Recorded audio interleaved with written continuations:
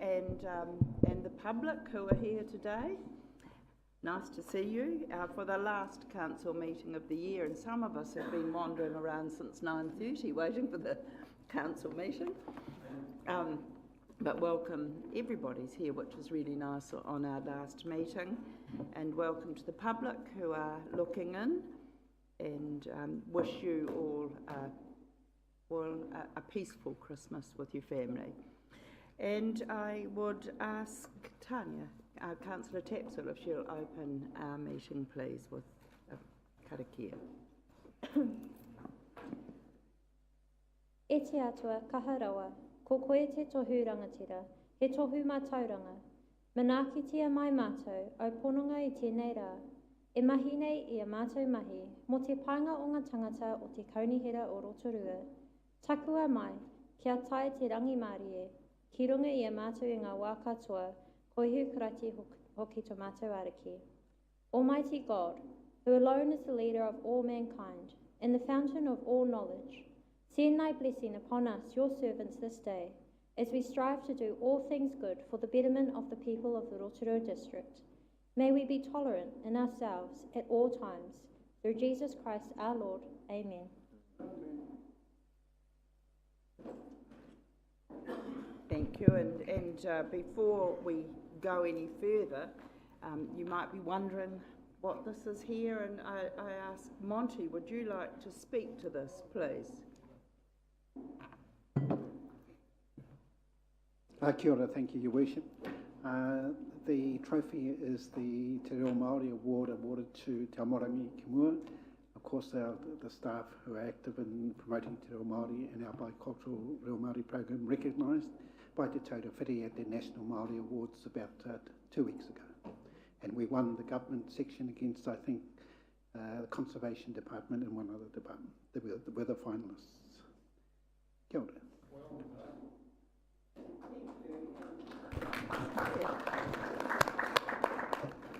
And I did get feedback, not personally, indirectly, that it was due to the depth of the reo in the organisation, and I think that's outstanding. So, Jeff, if you pass that on, congratulations on to the staff. We were very proud to hear of that.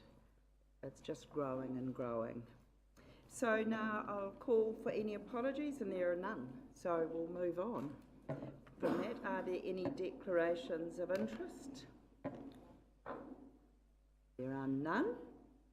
Are there any urgent items on the agenda? Yes, Your Worship. Councillor Kent. Thank you, Your Worship. In view of recent events, I would appreciate if we could put aside a little bit of time today just to have a discussion and be updated on the joint initiative with the police over what's been happening in the CBD, and perhaps explore if there is anything else Council needs to do. Well, thank you. And we were all made aware of it, but many of us were well engaged with the police a bit earlier. Do you want to speak now? It's not an urgent item, but it does need a... yes, Councillor. Jeff, please. Tēnā koutou.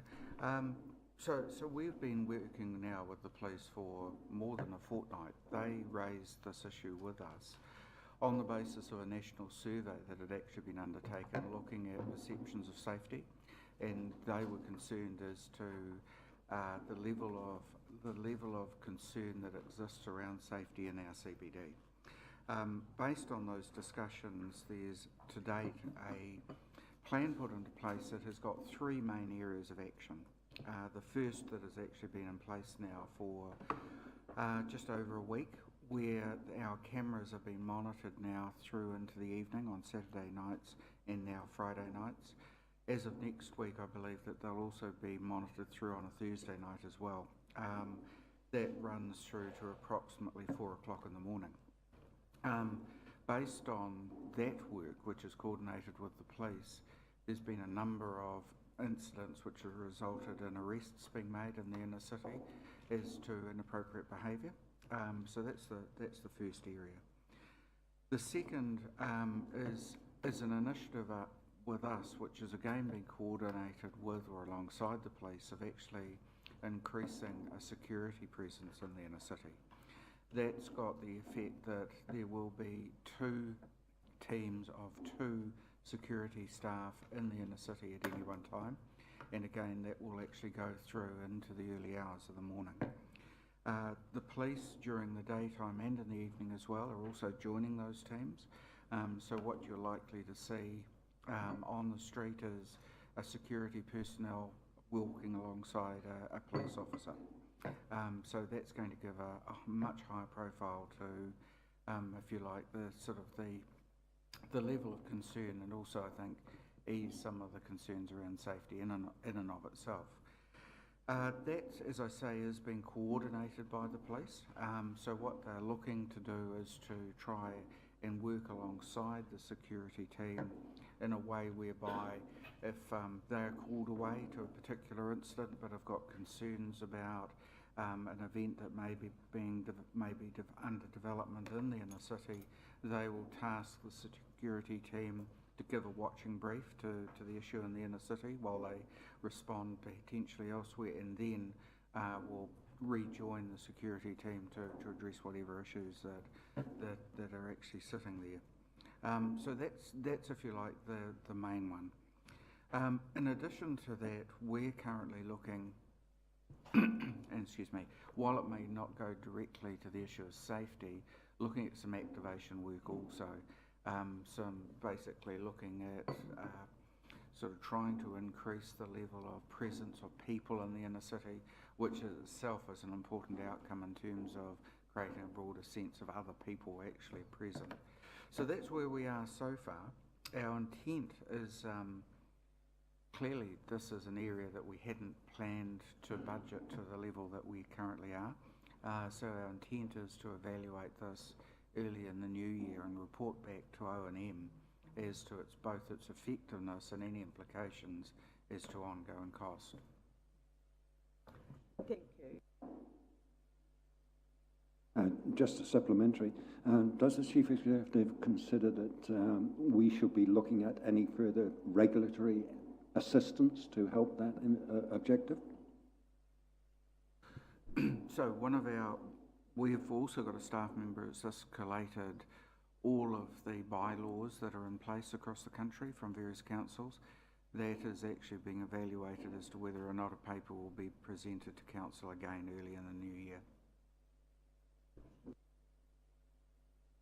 Just wondered, whilst we're talking about this, that you've got to look at this holistically. I just wondered whether we are reminding licensed premises and licensee holders and reminding them of their obligations in terms of liquor licensing and the Liquor Licensing Act, because anecdotally, I don't know the truth of it, anecdotally I have heard that there have been some issues involving licensed premises that have contributed to some issues within the CBD, and I just wondered whether staff, if this is true, and have staff been alerted to it, and are there obligations? Outside of the public safety gambit, but do you want to answer that? Well, excuse me. Well, firstly, I think last weekend the members of the Liquor Licensing Committee were present jointly with council staff alongside the police and visiting licensed premises over the weekend. So that was specifically to look at actually the conduct of licensed premises and in fact any issues that were arising from them. The police are very also aware of this, and when I referred to the security teams working through into the early morning, that is around the closure of licensed premises to ensure safety once those premises are closed. Councillor Rotorua. Thank you, Madam Chair. Actually, I appreciate Councillor Kent raising this, and I mean, we've all had communications and seeing the newspaper today, but there's two distinct areas here. One is the harassment of people going about their business during the day and enjoying our inner city, and the other, of course, is the evening antisocial behaviour by people who are either liquored up or intend to get liquored up.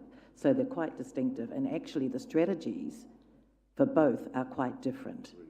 And it is about quite frankly, I've seen the communique from the police.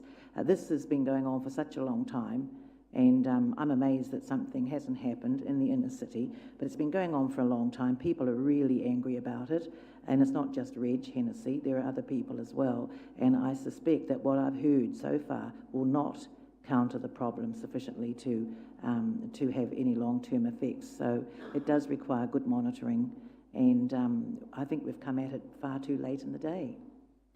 Well, So- I'll speak to that because... And another thing, can I just say also, it makes us look a little bit foolish when we don't know, because I responded to the email and I didn't realise there was a plan already in place or had been developed. So I think that's something that's a bit more sharing of communication so that we don't look at Charlie. Thank you. Well, I'll speak to that because I think that's a very valid point. This began a long time ago, actually. We've always had a summer preparedness plan. That's nothing new. We know that school kids are out and there's a mix of cohorts that we're dealing with here. But we had it brought to our attention when I met the Regional Commander of Police with Dave Donaldson, with Deputy Dave, brought it back, and the CEO got going on working with the police on a joined up plan of action way back then, so some weeks ago. We wanted to share the plan with councillors first, and as soon as the email was received, then it got into social media before councillors had a chance to even hear about the plan. The plan wasn't even finished completely. We wanted councillors to know first so you wouldn't be caught like that. But the letter went viral, and then the responses started making everybody jittery. The plan was well developed, and you would have heard about it today as a part of a Christmas preparedness plan.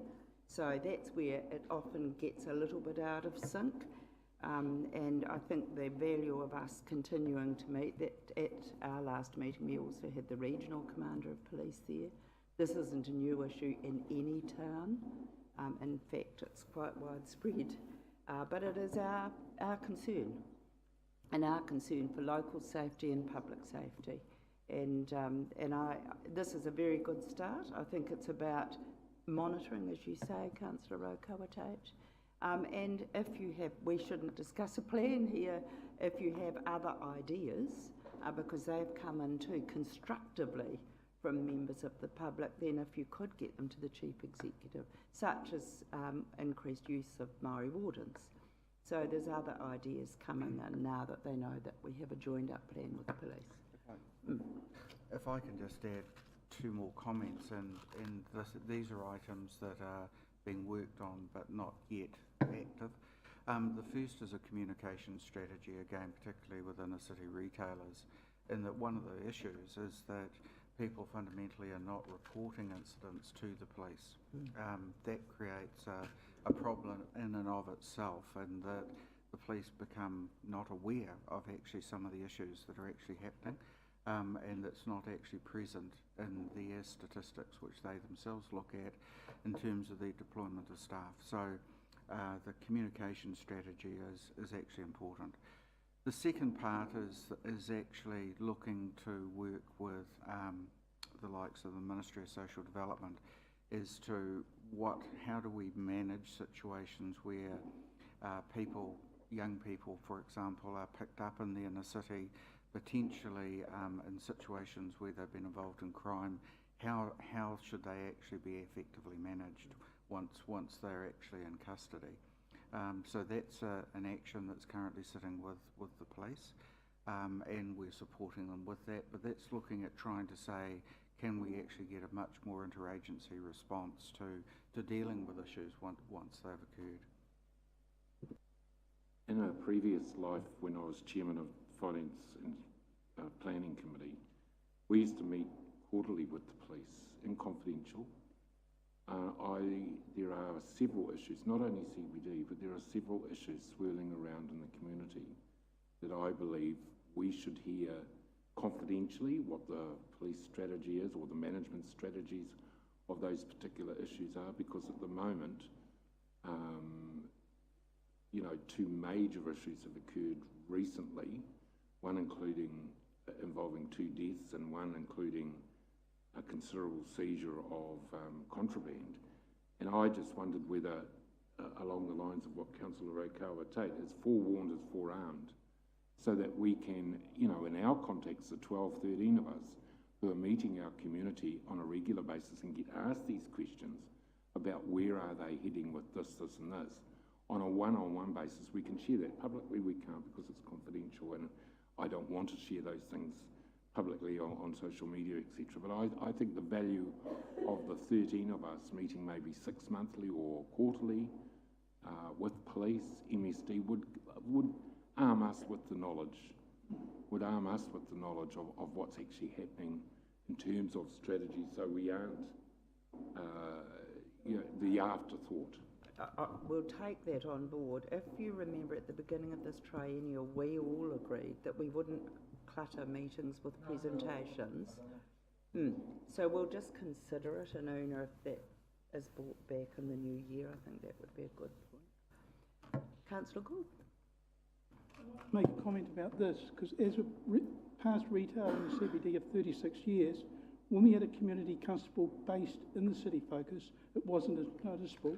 And when we had policemen patrolling the city, you know, during the year, again, this wasn't a noticeable. At some Christmases, we actually had armed police patrolling the city, you know, because they were implying to the public that, yes, we're looking after your safety. But in the last few years, the police presence in the city is constables walking around the beat has just not been there. Well, we all know that, but I did hear the Chief Executive talk about the partnership with the police to put teams in that will be around the CBD. So I think, look, we shouldn't have, look, of course there is, this is a summer activation plan.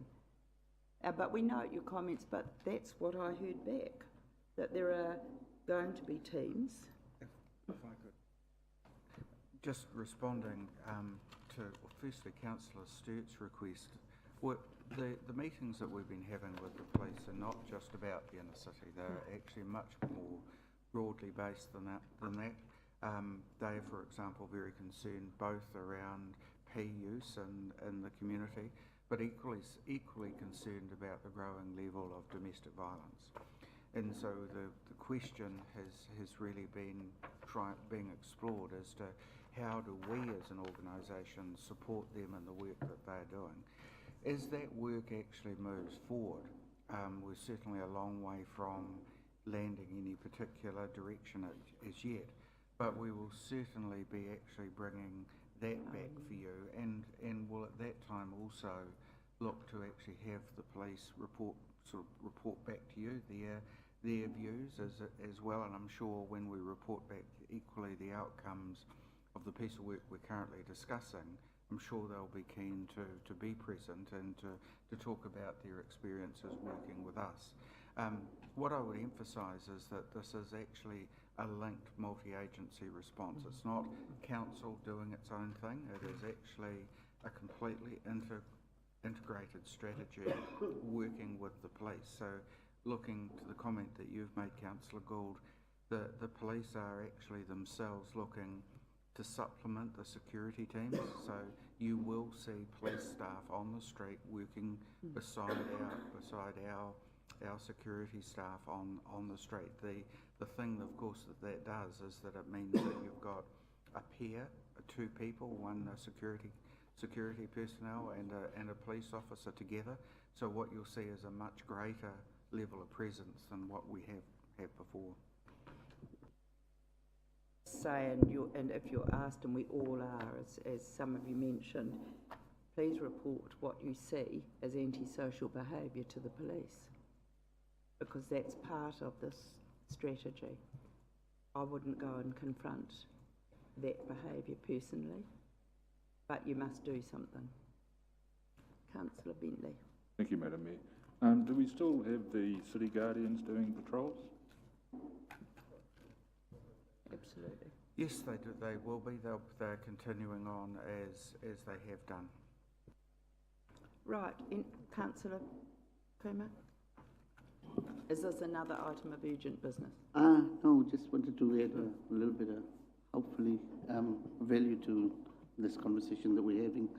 I'm just, I applaud the police for engaging in this conversation, but probably Deputy Mayor Councillor Donaldson might be able to highlight this, that the police do start a lot of pilot programs, and then after a little while it wanes. Maybe the sergeant's going to change or personnel changes. And in the last 20 years of being in business around safety and being in the suburbs as well as in the city, it's been it's been a letdown. But what we are trying to address over here is that these issues do happen. And like I said, personnel changes, and then after a while something doesn't happen, and then we'll get known through the media. Very correctly acclaimed statement saying reported crime in Rotorua is down. It's because people think when they call the police, nothing's going to happen. It's about the faith in the system. But right now, when Reg did raise this issue, what was he referring to? Did he actually blunt it out in saying that they are just random people? Is it the beggars? Is it the homeless? Or who has been identified? No one is talking about who has been identified as being the... Look, I don't think we should get into that detail. Oh, that's okay. Then that that's was all right. That was a letter he quite rightly sent to all councillors. That was very responsible to let us know so that we could consider his aspect along with everybody else's. He's not the only one. And then the discussion followed with the police, with the plan. So I don't think it's for us to go into the detail. You've all seen the image. That was the image, and it was telling a story. But I don't think that needs any more discussion, really. Councillor Gould? And have we closed on the other issue? But you had your hand up. Perhaps just a brief response, Your Worship. I don't disagree with anything Councillor Gould observed in 38 years or 36 years of retailing and my 38 years in the police. These things come and go, these phenomena arise and they're addressed at the time. And we got some very good, those of us who attended the PARS AGM, got some very good insights into police strategies for reducing victimisation from Inspector Taikato recently. So there are those forums there for connecting and understanding. I think it's very useful if the police can come back and speak to us in confidential at O&M next year on the results of this initiative and where they're going in the future. But I do know that one of the challenges they do face, it's great to see that the current government is giving them more resource, but they do face a recruiting challenge. So if anyone has connections who can assist in steering the right people in that direction, I know that the police would be very welcoming for it. That's about all I'd add. Cheers. Thank you, and thanks for the update, Jeff, and we'll put that on O&M in the future, the issues. Has captured them. You have another item of urgent business? Yes, Madam Chair, I've got two questions about legal matters which I want to put up in the confidential section of this council. So you're raising it I don't now. want to bring the questions to council now. That's all right. Thank you for flagging that now. There appears to be no more urgent items. Recommendations now. We go to the confirmation of council minutes on page 7 of the previous meeting. Thank you. Seconded. Councillor Tapsell. That the minutes of the meeting on the 22nd of November be confirmed as a true and correct record. Are there any corrections? There appear to be none. All those in favour, please say aye. Contrary? Carried. Now we move to the recommendations on Plan Change 5, Signs and Miscellaneous Changes, page 14. And I need a mover and a seconder to receive the report. While Kate and Henry come to the table, moved Councillor Hunt, seconded Councillor Gould, that the following reports, recommendations on Plan Change 5, Sign and Miscellaneous Changes, and recommendations report from Independent Hearings Commissioner Greg Hill on proposed Plan Change 5, Attachment 1. All those in favour, please say aye. Contrary? Carried. Thank you, Kate and Henry. Kia ora, Madam Chair, and kia ora koutou, councillors. Look, Kate's going to take you through a brief presentation, but conscious that you haven't had this in front of you since 2017, I think, when you made a decision on the direction you want to follow with signs. So since then, it's been through the public process, submissions have been made, the powers to consider the submissions and run the hearing if needed were delegated to a commissioner a few weeks ago, to Greg Hill, and he's now come back with his recommendations. Fundamentally, they support the direction you endorsed in 2017, subject to just a few minorish tweaks. So I'll just get Kate to take you through it. So again, can remind you, we know there's quite a lot of paper in front of you, so hopefully she can break it down simply and give you a steer.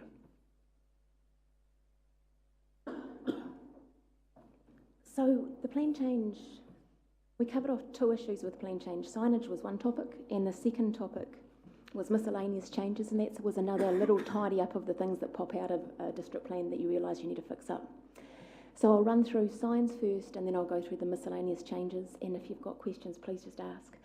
The approach to signs ended up being very, very simple. So site-related signs, you're advertising something, the name of your business. Site-related signs, that doesn't need consent as long as you comply with some conditions around that, which is relating to size, illumination, those kind of things. The intention of that is to allow businesses to identify the activity on the site. It's all about directional signage. You're in the downtown, you want to know where a shop is, that's what the rules are about. The standards differ depending on the zone, so you've got more permissive rules in the industrial and commercial areas and more restrictive rules in residential and rural areas, and that again is to protect amenity. Then the other side of it is non-site related signs require resource consent. The rules differentiate between areas where signage is going to be more strictly controlled. Similar principles to the site related signs. High amenity areas, residential and rural, is a tough category of consent, so it's a non-complying activity, and the statutory test is quite difficult there. And also on the city entranceways, which is Tenai Road and Ferry Springs Roads, there's also a non-complying activity status because there's an awful lot of signage in those areas already. And the other areas that aren't as sensitive to signs, so your commercial, industrial, business and innovation, and also your reserve, there's a discretionary activity status, so consent is required, might or might not be granted. So that's the basic framework. There's policies and assessment criteria to go alongside that when we're assessing resource consent applications. The plan change needs to be seen in light of the wider approach that Council's taken to signage. So what Council has been working on for quite a while is there's multi-sign signboards, which are intended to enable community organisations and event organisers to advertise events that are coming up. In a similar way to you have going into Taupo, you've got Ironman and all the upcoming events advertised. It's a coordinated location for signs to go. I was speaking to the reserves team this morning. They were saying that before the end of this financial year, they're anticipating some of those signboards will go up. So that's the carrot and stick approach. If you're a community organisation, you can advertise on those community signboards.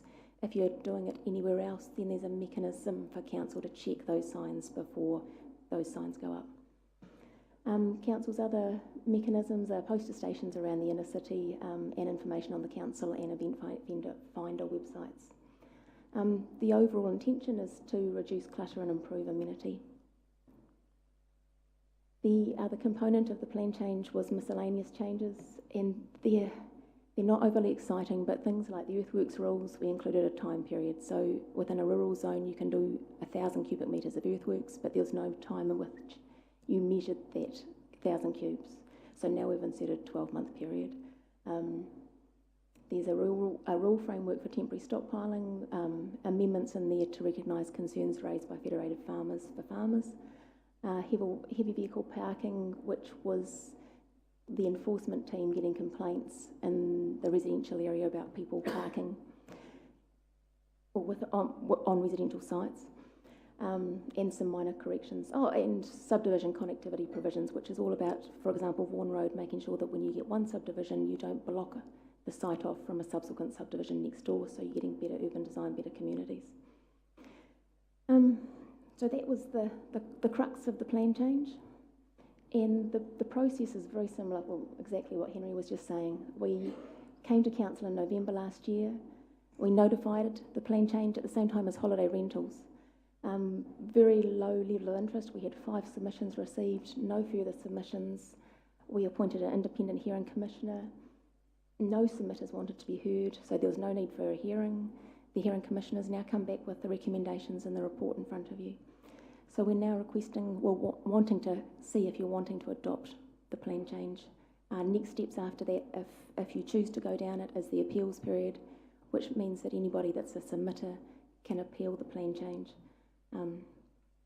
Yeah. Questions that need clarifying? Councillor Stewart. One question, and I wondered if and I thank you for your synopsis of Plan Change 5. I know that Councillor Hunt has an incredible, and Councillor Kent have incredible interest in the plan change. So I just want to ask them politically, in terms of where this is headed, is it on track, and does it meet the needs of what we initially decided we would do in November last year? So I wonder if I could ask Councillor Hunt and Councillor Kent for their views on this. Happy to comment. As has been alluded to, it's been a whole year since we decided where we would go, and I think the fact that we had a extremely experienced independent commissioner overseeing this particular process, he brought knowledge and skills from around the country, and the fact that essentially there have been only minor amendments, then it says to me that what we went out with actually met community approval. There were only 5 submitters, none wished to be heard, which obviously has streamlined the process. Obviously that will be dependent on further appeals, but I'm certainly very happy with where we've landed here today and encourage my colleagues to support recommendations. Thank you, Your Worship. I agree with Karen, and I commend Greg Hill on a very, very thorough report. It's very straightforward. He's dotted the I's, crossed the T's. He's picked up a couple of little things that needed tweaking. I fully support it, and I'm quite happy to move that we adopt it. Councillor Kent's moving 2, 3 and 4. You'll second that, Councillor Hunt. No further questions? I've just got one question on amenity values. Are you doing a look at tidying up? Because some of the signs that we've got up are pretty old and rickety.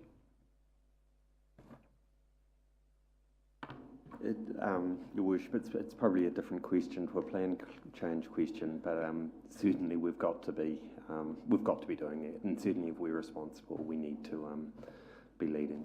Great. Councillor Rotorua. Thank you, Madam Chair. I know that one of the objectives, as I've just heard, was to reduce clutter. I just wanted to ask you, in terms of the election hoardings, local government election time, and the hoardings that go up, and you look at some areas that are obviously on land approved by the council, well, hell, there's a lot of clutter there, but this didn't look at that at all. That wasn't taken into consideration, because that is clutter. I mean, I know it only happens every 3 years, but it's hardly attractive. So, but this didn't look at that at all, just... And it shouldn't. So there's different legislation that covers off electoral and local election signage. And I think the premise there is that it is a short-term clutter with a democracy benefit. So it's, but no, not covered by the plan change. Thank you. I could actually say comment on that as well, because one is trying to reduce clutter, but the other one for a period of time is absolutely very unattractive. I mean, we all put them up, but I just wondered if that was looked at, and it wasn't. Doesn't cover it. So thank you for that. Kia ora. So are you going to contribute to the clutter, or aren't you? Okay, I think that's one question. Your need to reduce the clutter. There are some significant signages in Rotorua, which are very, very well done. The ones at Koutou Corner, the one in Lake Road, the big... That's not. They are fantastic signs, but there are others, and the biggest complaints we get in the industry I'm in is non-site related, because we as real estate agents are controlled very strictly in terms of non-site related signage. And I get a lot of complaints where that is seen, someone just puts up a sign and it takes council 6 weeks to react, and they ring me, I then ring the guy in here, and things are done. So I'm pleased that has been attended to as well. So I'm going to put the motion now, 2, 3 and 4. All those in favour, please say aye. Contrary? Carried. And congratulations. And again, this is showing the value of our Resource Consent Committee that pore over the detail. Thank you for doing that for us. So when the recommendations come back to us, they're usually pretty watered. I don't think we've changed one, but it's a good process. Right, we move now to staff reports, and the first on page 119 is the recommendation 1 of the rates review 2018, the outcome of our initial review phases. Could I have a mover and a seconder to receive the report, rate and review? Councillor Donaldson, seconded Councillor Hunt. All those in favour, please say aye. Contrary? Carried. So Una and JP. Good afternoon, members. I'm largely going to take the report on the rating review as read. However, JP and myself are going to go through a bit of an overview and then spend a little bit of time just highlighting the outcomes of the review to this point. So, defining when to do a rating review and what will be reviewed is the key to undertaking a robust review. At the time that a review was requested, these elements had not been established, but subsequent discussions decided upon undertaking a rating review following the latest revaluations and the long-term plan, and whereby a process would be undertaken to identify what the problems are. The approach that was taken was identified and laid out for you in a paper that was taken to the Strategy, Policy and Finance Committee on the 9th of August, and that outline is listed up there on the slide. So the process that was undertaken involved yourselves being involved in 3 elected member workshops where our Lakes Community Board and Rural Community Board and members of Te Tato were also involved. And those 3 workshops were undertaken on the 26th of September, 11th of October and 8th of November. The approach that was undertaken also involved 9 focus group sessions with community people, and I'll go into the focus groups in a little bit more detail later on. So defining a rates review and what it is. So this was an outcome of our first workshop, and a rating review is how we structure our overall rating system to share the rating allocation among all ratepayers. A rating review is not a review of the levels of service, of debt, of council expenditure, or of the project services or service levels. These are all areas that were well discussed and agreed upon in developing your long-term plan 2018 to 28. Councillors, I'll just take over for a couple of slides now, and really I wanted to put up a couple of bits of information which really is quite important for understanding how we end up with some of the challenges we have around rating. And that's really when we get a lot of analysis done by external bodies. This comes from the Taxpayers Union. You often see it or presented in one light as opposed to understanding actually the real information that sits behind it. So this is a very simplistic approach to say obviously the average rate across our 25,000 odd residential properties is $2,251, and this is where it stacks up in that league table with the other territorial authorities. What's not evident there is obviously the diversity and the composition of our district between urban and rural, but also how we've arranged our rates to try and address those issues of affordability and equity. So that distribution. So whilst this is useful for some people, it also highlights some significant gaps in information and understanding about rates that need to be addressed. So we just thought there's a couple of other ones I've put in here too, which is, it's just part of the reasons why, as an outcome of this work, we really need to start focusing on some of that education around rates. And this is another one, and Councillor's apology, I scanned it, but you can't really see the detail. But if we just look at the title of the side, this is average annual growth in rates per capita across the territorial local authorities between 1996 and 2017. So this comes from Stats New Zealand, and it's not really important, the names of the different councils, but what is important is where Rotorua sits, and we're pretty well near the bottom. So again, this is one of those things that starts highlighting some of those gaps in information. So for a large proportion of our community, they would be saying, gosh, rates have gone up massively. But when you actually look at the real shifts in rates per capita in our district, they've been incredibly small for quite an extended period, which again highlights the understanding issue that we have in our community. And really my next slide starts picking up on some of the things that are meant to be happening around rates rise, some of our costs of service. So the great shopping baskets of the world. So on the right is our consumer price index, which of course is that measure which everyone says it's close to inflation, but it's the price of the things we consume in our households. So in there is our medical expenses, our transport expenses, but most importantly, things like our groceries. Now, when you try and say council should have rate increases that follow inflation or follow the consumer price index, they kind of ignore the fact that actually we procure and spend and have different cost drivers than a household. Yes, some of them we do. So there is power, there is fuel, there is insurance, but for us, a lot of the other things that affect us significantly is what's happening in the construction industry, the price of steel, and the price of construction activities in general. So there's a large, and wage movements. So there's a significant range of other factors which create a difference between what our price and cost increases are driven by and what's happening in our community. Again, a misconception within our community. Now, having shown our changes in rates as being quite low in that previous slide across those 20 years, this is really what came through so strongly in some of the focus groups again, was the view that our rates are shifting massively and people are receiving huge impacts because of things council's doing.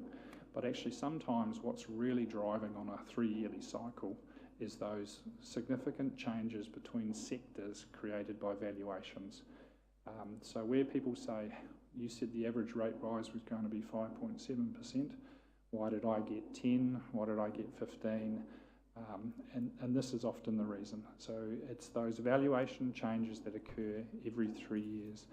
And if we just look back at this graph, it probably needs to have the in-between years removed, but that year between 11-12 and 12-13, we changed from a land value rating system to a capital value rating system. That was a year when there was probably the most pronounced movement in those different sectors. So that created the framework and the transition arrangements that we had to put in place between those 2 years. So there was a lot of band-aids that went on the system as we changed from land value to capital value.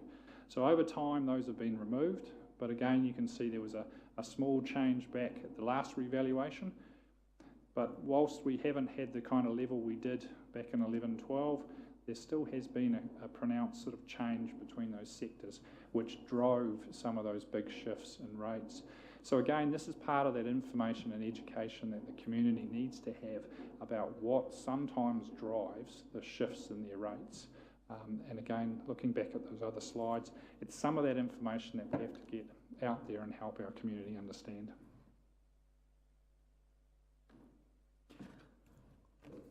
One of the conversations that led through all of the workshops was discussions around principles and having some really fundamental principles for defining a good rating framework. These principles become the foundation for a review and become the testers and the things that we look upon to ensure that any changes or subsequent reviews hold in place these principles. And we've got them listed up there, and they're also in your paper, so I won't go through them individually. Just going to spend a moment just to reflect upon the focus groups and the work that was undertaken in those sessions. So these were small but diverse groups of people from our community. These are people that put themselves forward to come in and have a conversation and to be a part of quite a unique approach in terms of sharing with us their experiences, perceptions and understandings that they themselves had around the current rating framework. There was an interesting spread of people in terms of age, their location, and even the types of properties that they owned.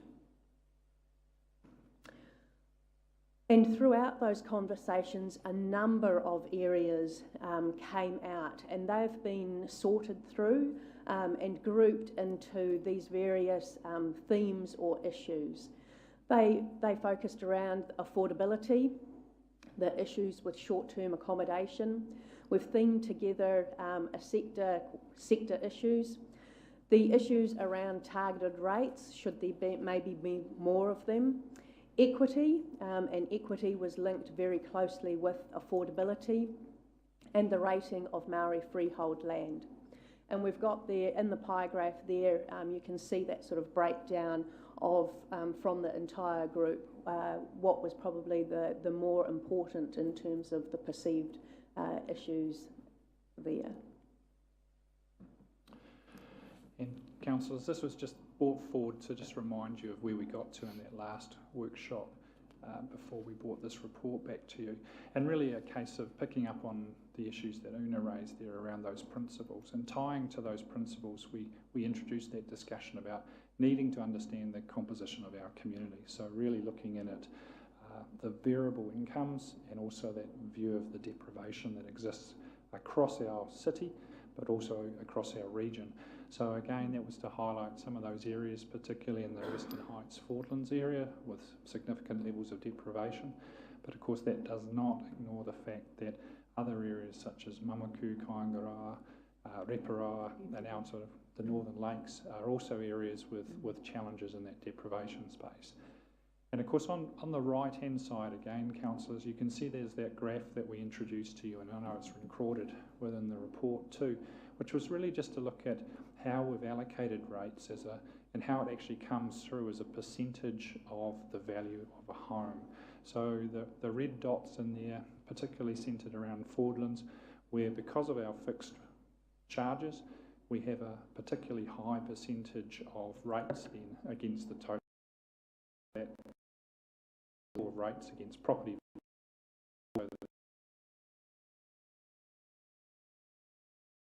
To really examine and look at. The problem was to say, look, over time, we're continuing to see the charges increasing around our fixed elements, so our fixed rates.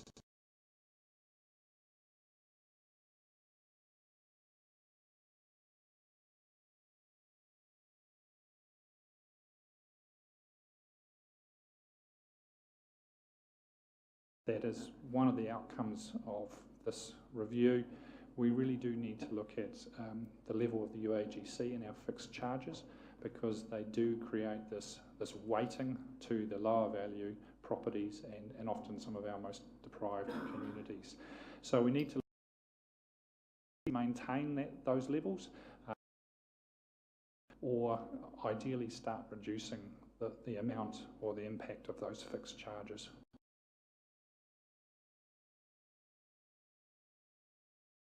And come out from that work really around trying to be very clear about that equity and the affordability.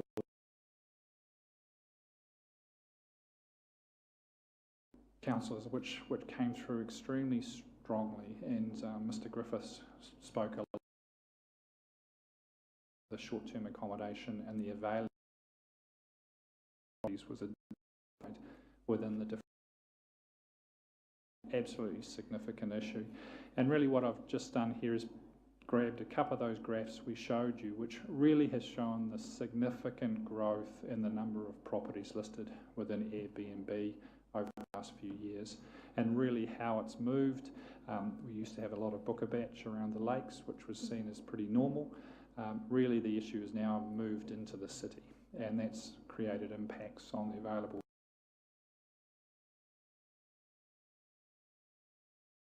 And it also contributed to driving up the rents. So that was just to highlight what has changed significantly for us, probably in the last sort of 2 to 5 years, and has become quite a topical issue.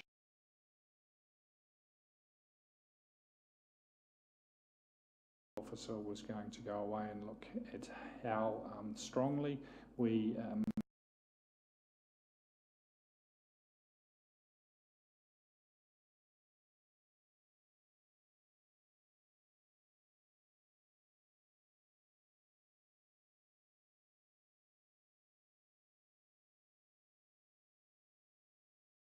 councils have undertaken that, where we need to talk with those different stakeholder groups and start exploring whether the 100 days threshold needs to be reviewed, and what and how might that be undertaken. So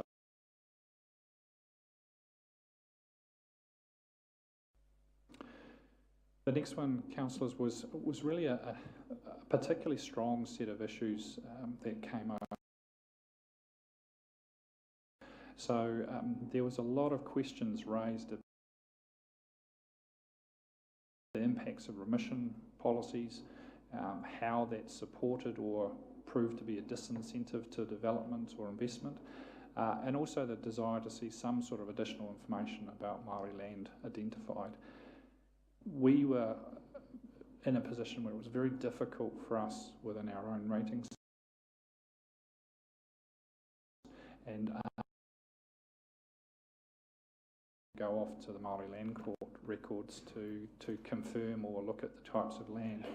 So really our first action that's really come out of that is, and the reason why there's the arrow between information gap and those questions that were raised in that focus group, is we need to do some research. We need to get a better understanding of the Māori land, its composition, its characteristics, its ownership, and that provides us with a sound base on which to explore some of those other issues. Us to begin in that process. So really from the rates review. And I touched earlier about the question around education, and one of the came out quite strongly is a lot of people know a little, but it is such a significant expenditure item, and everyone has an opinion on it. Not too many people really understand how it works and how it's allocated. So for us, like many other local authorities, we really do need to look at how we provide better information and help individuals get an understanding of the whys and the hows of rates. So that's a pretty major one for us as well. So councillors, just summarising there, the 4 distinct pieces of future work for us is that ongoing reduction of the Uniform Annual General Charge, with a view that needs to at least match increases in the fixed or targeted rates. And look, I've put in there also that this creates the need for that ongoing discussion with the rural and lakes community boards, where some of those most significant changes are occurring in those fixed charges as new sewage schemes are created, but also in relation to some of those deprived communities. So that's a pretty important affordability and equity question that is ongoing in that space. Mentioned the research around our information on Māori freehold land. Obviously, the Chief Financial Officer's progress around the enforcement of the current 100-day threshold for short-term accommodation. but also a more comprehensive engagement with the accommodation sector at its widest to really start mapping out what's good, bad, or needs to be addressed in that space, and clearly also what's happening in some of the other parts of the country where there's similar tourism pressures that we have. And finally, wrapping all that up in an educational program to keep lifting awareness and understanding of rates. So, councillors, I think that's pretty much it. We're both happy to answer any questions. We've got a question first from Councillor Donaldson, then Councillor Stewart. Thank you, Your Worship. Through you, JP, pleased to see the ongoing work regarding the UAGC and the affordability issues. As you touched on, one of the key affordability issues is the capital cost of particularly the wastewater schemes in the lakes and rural communities. And some years ago at an LTP, I don't know whether it was the one prior to this or the one before that, I raised the issue of, it was when the Tarawera scheme was first being discussed, about whether we shouldn't, as a council, look at the $1,500 subsidy that we paid, and I forget when we first brought that in, but I think it was about long time prior to my time on council in 2007. But I note with your graphs on inflation and so forth that they've moved, and the CPI is, and the construction certainly moved, but that subsidy's never changed. It's remained flat, and the Lakes Enhancement rate has moved maybe $1 or $2 over that time. We've gone cap in hand to regional council because they've got more debt headroom on their balance sheet, or they've had in the past, but now they're facing some challenges themselves. But my point was, in any case, if we go to them, they target rate that back to our ratepayers anyway, in the Bay of Plenty region part of our district. So are you going to look at whether there is a case to increase that subsidy to help some of those future schemes, such as Mamaku and Tarawera, and whether we could do that by starting to move on the Lakes Enhancement rate and tickle that up a bit, to address whether there's not a case for a greater subsidy, just to recognise inflation and the affordable issues they're facing out there? Through you, Worship, I think it's a bit of a challenging question. I think that's what comes back to there is the conversation about is that the right approach? We set in place a policy that is applied to a number of sewage schemes already. I think as we start getting towards these last few sewage schemes where there is not the government subsidies available, the costs of those schemes now becoming significantly higher. And I suppose that becomes the driver for whether you as an elected body want to talk about whether there needs to be an additional district-wide subsidy or not. But the key there is the reflection back on those who have gone before and are carrying sort of 10, 15 years worth of capital contributions still to go, and what you create by changing that policy. So the question's a political one. Is that something that's considered next year, though? You say this is an ongoing piece of work, that would get wrapped up in that, wouldn't it, JP? I think the subsidy came in with the Swiss scheme when government came in part. Was it earlier than that? Yeah, it came in, the first scheme that we did for the lakeside settlements was Rotorua Lake Kawa Bay. Jeff, do you want to Otherwise it wouldn't have happened. If I can make a comment to that, and JP, could you flick back to the heat maps that you had on the screen a little while ago?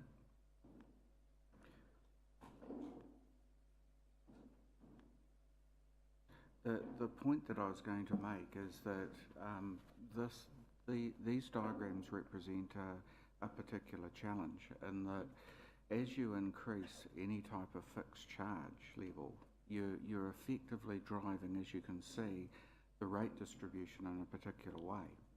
So if you increase those fixed charge for whatever reason, then effectively you are targeting actually some of our population that are actually least able to afford rates.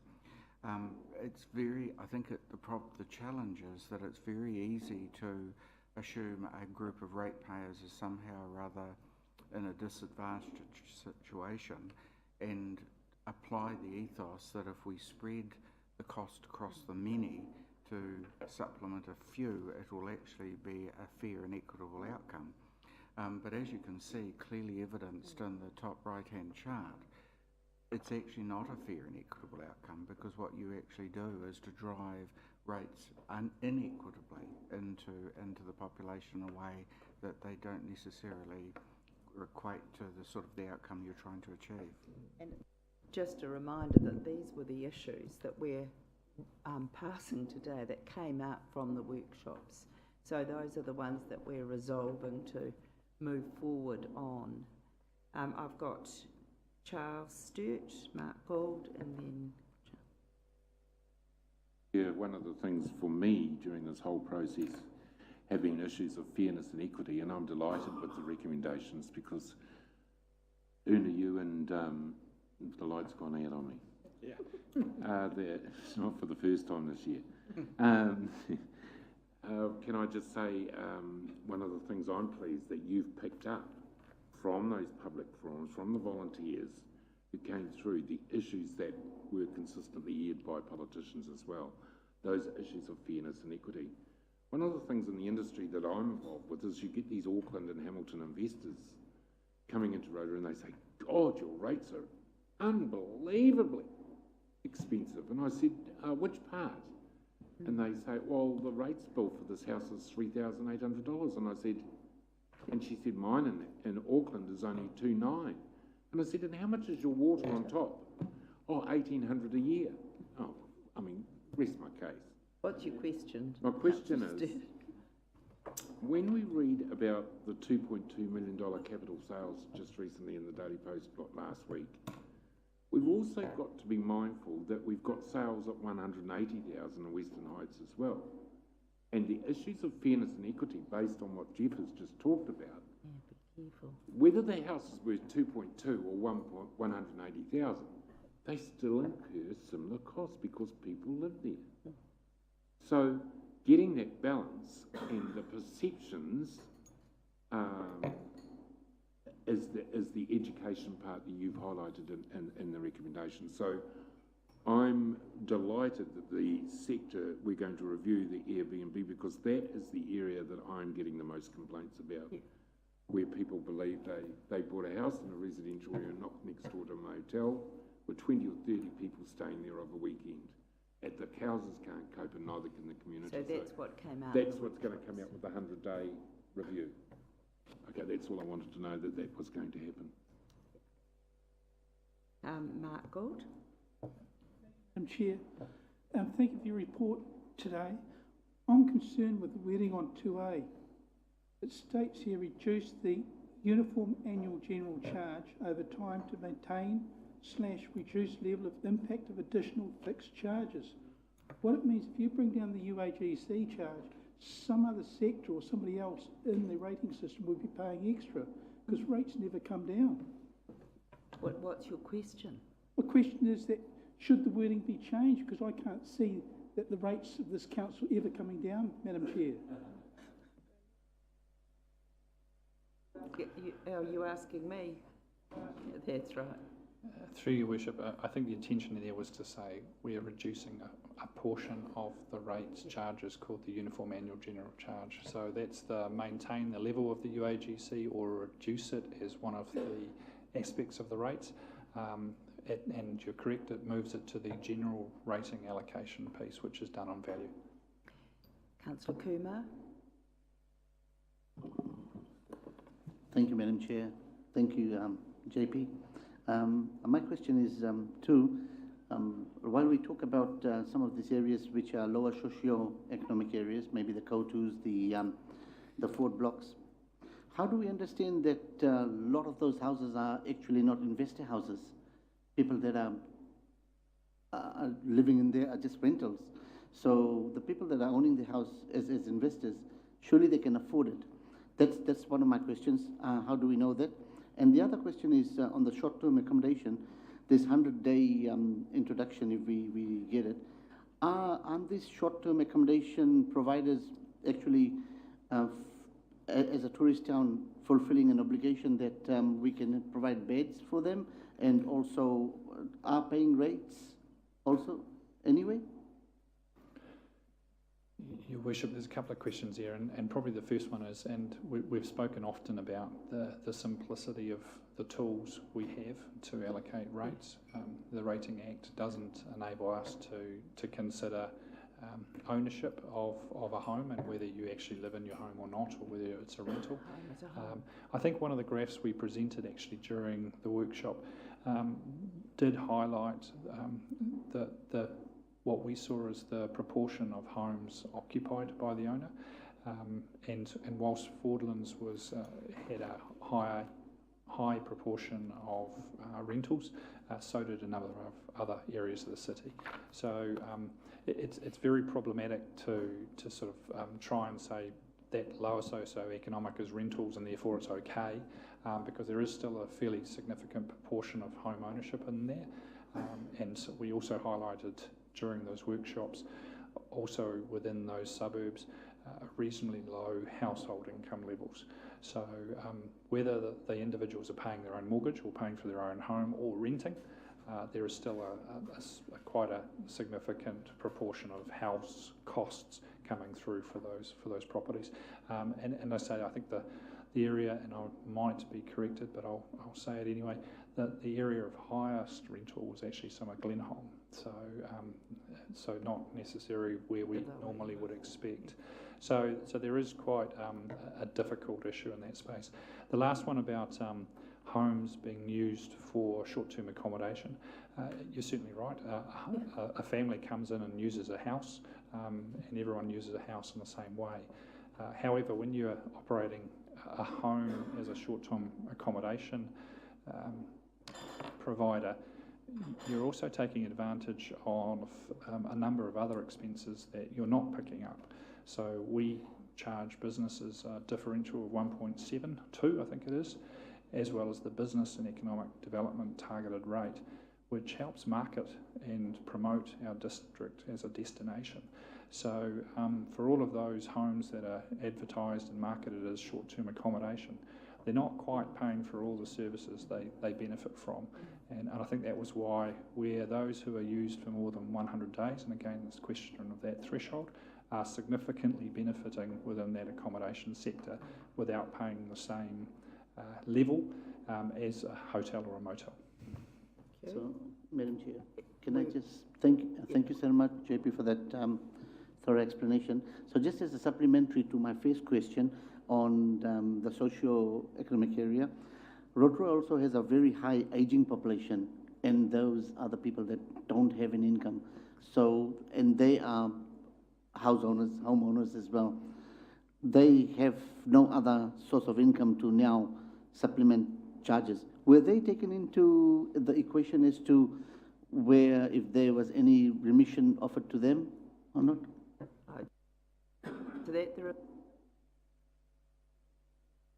Yes, Your Worship, so that there is that option of the rates remission, but if you recall, we also looked at the distribution of rates within the district, and I'll just flick to the pages. On page 123 of the agenda, we tried to show the proportion of properties that fell within a particular value band, and the vast majority of properties sort of also came within sort of under 600,000. I think it was 85% of properties were under 600,000. And one of the exercises that we undertook with you and we did with the focus groups was to also ask people what they thought the rate should be against a number of different property values. If you recall the exercise, there was a little bars representing properties from values of about $270,000 right through to $1 million. And you were just asked to consider what did you think the rate should be. Whilst we can't identify specifically inside a household, the idea was that as values increase, proportionally so should the value or the charges for their rates, where ours are flattened because of the size of our UAGC, but also our fixed charges.